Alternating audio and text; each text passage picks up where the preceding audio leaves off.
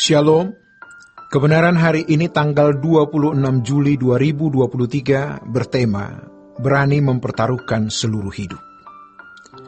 Allah semesta alam itu lebih dari segala nilai. Menemukan Allah itu lebih dari segala prestasi.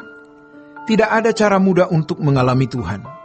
Seringkali kita tertipu dengan kata anugerah, tertipu dengan kata kasih karunia. Kata anugerah kasih karunia sering dikesankan, bahkan dijelaskan sebagai sesuatu yang membuat seseorang mudah mencapai hal yang bernilai. Dalam hal ini, keselamatan. Dikembalikannya manusia ke rancangan Allah semula atau Allah sendiri, seakan-akan keselamatan itu mudah dicapai karena anugerah atau kasih karunia itu. Anugerah tidak membuat kita otomatis mencapai maksud keselamatan diberikan. Anugerah tidak mengubah kita. Yang diubah adalah hubungan kita dengan Allah. Keadaan kita belum berubah. Masih mengenakan manusia lama. Masih berkodrat dosa. Tetapi diterima oleh Allah. Dan tentu saja dengan keadaan kita yang masih berkodrat dosa belum dewasa. Hubungan kita dengan Allah belum hubungan yang dewasa atau ideal. Namun walaupun demikian, Allah menerima kita. Sama seperti anak usia 5 bulan, 1 tahun, 2 tahun, 3 tahun, sempurna sebagai anak bagi orang tua.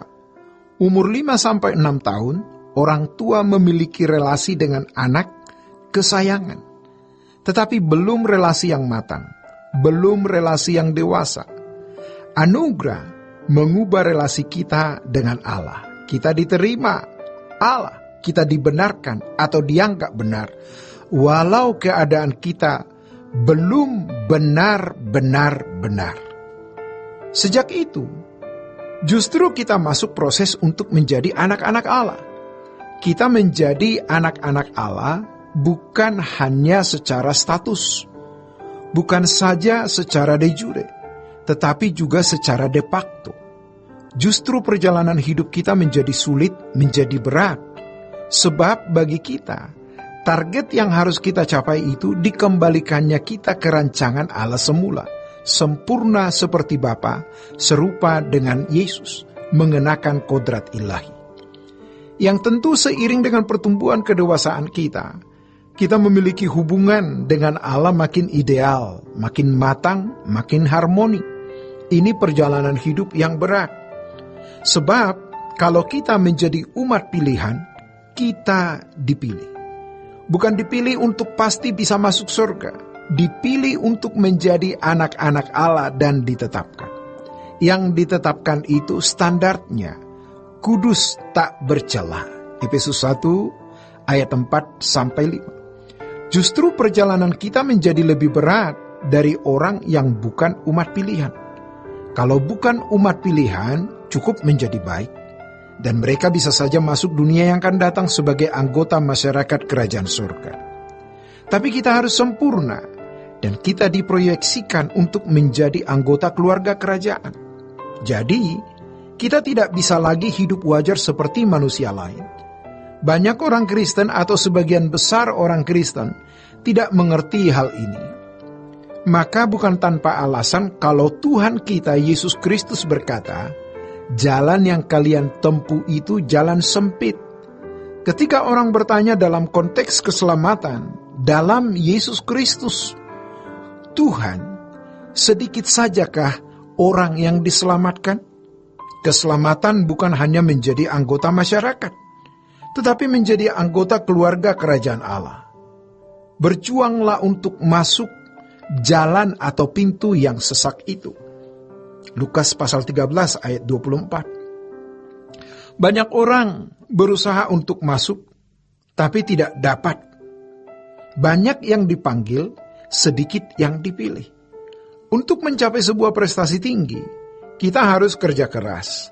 Keahlian harus diusahakan dengan sangat-sangat serius.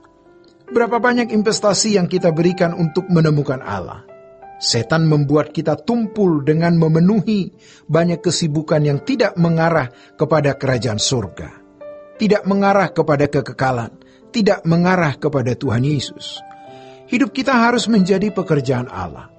Banyak orang Kristen yang sebenarnya masih memperlakukan Tuhan seperti barang murah. Jam-jam hidup kita isi untuk hal-hal yang membuat kita tidak bertumbuh dalam pengenalan akan Allah. Tidak makin dekat. Hobi-hobi, nonton-nonton yang tidak perlu, ngopi, ngumpul dengan orang yang tidak membuat kita bertumbuh dalam iman. Jangan lakukan. Kecuali bertemu orang-orang yang memang bisa bicara tentang firman. Atau karena harus mengunjungi keluarga, mengunjungi orang tua. Menguatkan saudara yang lemah, itu bagian dari pelayanan. Tentunya. Jadi, kita tidak bisa lagi hidup wajar. Hidup kita harus dipetakan. Kelihatannya itu perkara kecil, tapi jangan main-main. Disitulah kita membuktikan keseriusan kita dengan Tuhan. Kita tidak bisa hidup wajar lagi. Maka kalau Tuhan berkata, kalau kamu tidak melepaskan dirimu dari segala milikmu, kamu tak dapat jadi muridku. Berarti kita harus meninggalkan semuanya di tengah-tengah dunia kita yang fasik, yang egois. Dengan banyak hiburan dunia dan kesenangannya. Kita fokus kepada Tuhan. Kita investasikan waktu, pikiran, tenaga kita untuk Dia. Tuhan menjadi dunia kita satu-satunya, se-ekstrim-ekstrimnya, sepanatik-panatiknya, sejujurnya. Berapa banyak di antara kita yang mengalami Tuhan? Tidak banyak. Kita mengenal Allah hanya dari khotbah, buku, atau kesaksian. Kita sendiri tidak mengalami Tuhan. Kita pandang itu terlalu sulit. Tapi kalau kita menganggap hal mengalami Tuhan itu sangat bernilai, maka kita pasti berani mempertaruhkan seluruh hidup kita. Demikianlah kebenaran hari ini. Tuhan Yesus memberkati. Sola Gracia.